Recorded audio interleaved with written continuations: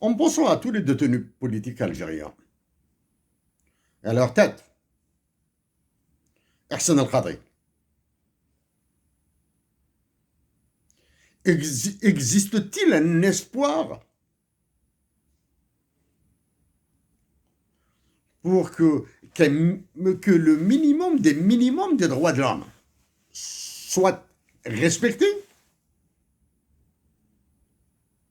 même si nous disposons de la réponse, nous préférons laisser nos compatriotes, nos frères et sœurs d'Algérie, donner les réponses, se donner les réponses qu'ils veulent, ou bien donner une réponse qu'ils débattront.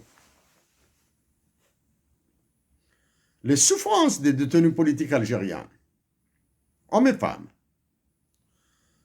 la souffrance des leurs, de leurs proches, de leurs familles, de leurs épouses, de leurs enfants, de leurs parents,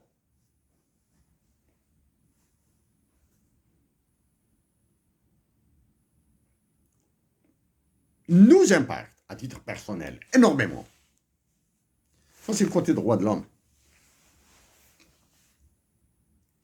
Avec le blocage des institutions internationales, et maintenant, vous savez que nous avons contacté énormément de ces organisations, parce qu'à chaque fois que nous nous adressons à une personne, par exemple à Anthony Blinken ou Joe Biden ou Justin Trudeau, nous les informons directement.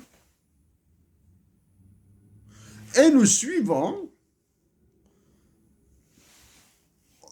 un minimum de déclarations officielles. Donc, si la nation algérienne, qu'elle soit à l'intérieur de l'Algérie ou en dehors de l'Algérie, croit que les puissances de ce monde ou les prétendus dirigeants de démocratie illibérale, les sauver, ils se trompent. Ils se trompent lourdement. Parlons de ça maintenant. Il y a un trait particulier, non particulier à l'Algérie, mais un trait qui caractérise toutes les nations africaines. Le soi-disant monopole de l'intervention publique, de l'action publique, de l'action citoyenne, communautaire, patriotique. Il y a une forme d'exclusivité à uniquement ceux qui sont universitaires, ceux qui sont diplômés. Il est nécessaire, il est indispensable de rappeler que même si les universitaires sont indispensables, il y a des universitaires pourris jusqu'à l'os, euh, corrompus jusqu'au dernier neuron de leur tête. Mais en face, il y a des sages, des lucides, loin des critères universitaires, qui sont capables de fournir de meilleures solutions. Malheureusement, ils sont au silence par la peur, par l'oppression, la répression. Ils sont au silence par probablement un complexe. Complexe, va se dire, sans expérience, sans études universitaires, sans diplôme universitaire, etc., il nous est impossible d'intervenir et c'est une erreur lourde. Les noyaux révolutionnaires algériens sont nés dans le milieu ouvrier. Moussa El Hajj a été un ouvrier dans les usines automobiles françaises, à Paris, en France. Là, c'est l'usine Renault, c'est Moussa El Hajj, c'est un ouvrier. C'est un révolutionnaire algérien. Donc ça, c'est pour les droits de l'homme. La majorité de l'Algérie maintenant. Et une discussion sur un hymne national bilingue, en tamazight et en arabe. Discussion. Il est impossible à des députés, à des sénateurs, à ceux qui se prennent pour des ministres, parce que réellement, ce sont des agents d'exécution, de s'exprimer sur la question. Par contre, sur la religion musulmane, ils peuvent sauter en meute, en troupeau, sur la question. Oui. Même si nous avons évité de le dire crûment à certains chefs d'État étrangers, nous l'avons insinué clairement. Oui.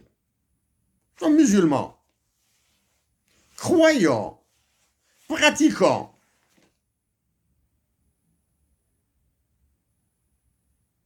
Oui, mais que nous utilisons notre foi, notre croyance pour le bien de la nation algérienne et de toute l'humanité.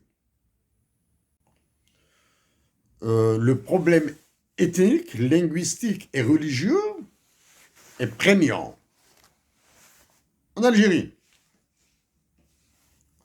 La question identitaire, la majorité de l'Algérie, l'absence de solidarité d'expression de solidarité, même si dans les cœurs, nous pensons qu'elle existe, hein, l'absence de solidarité envers les soldats algériens du Sud, stationnés surtout au niveau des frontières sud et est et ouest de l'Algérie, surtout au sud actuellement, avec ce qui se passe au Mali et au Niger, là, avec des généraux imbéciles,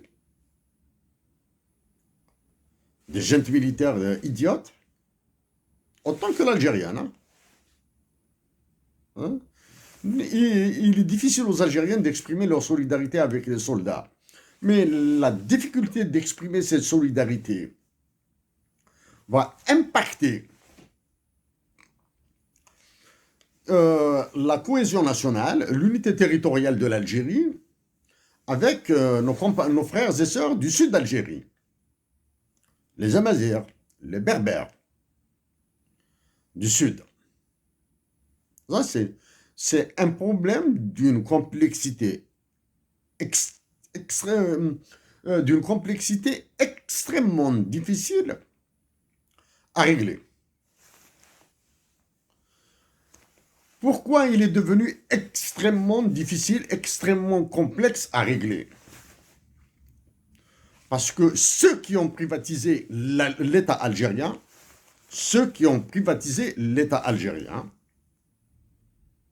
ont reçu des ordres d'éviter de s'associer au Mali, au Niger, d'éviter de s'associer au problème. Alors que si l'Algérie s'abstient d'aider ses voisins à trouver des solutions, elle risque de subir les effets, ou pire encore, de vivre les mêmes problèmes que ses voisins. Comme ça.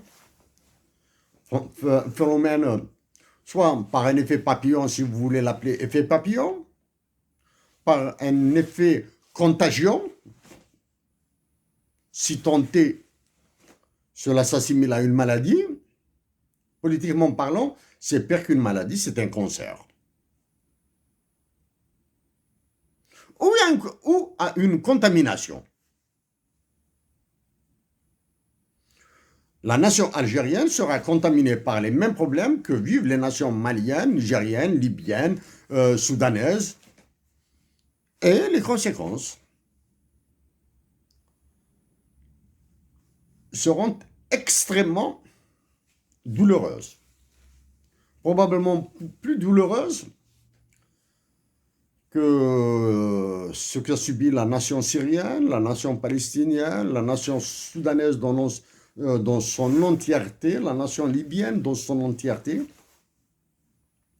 Difficile, hein? Tout ça à cause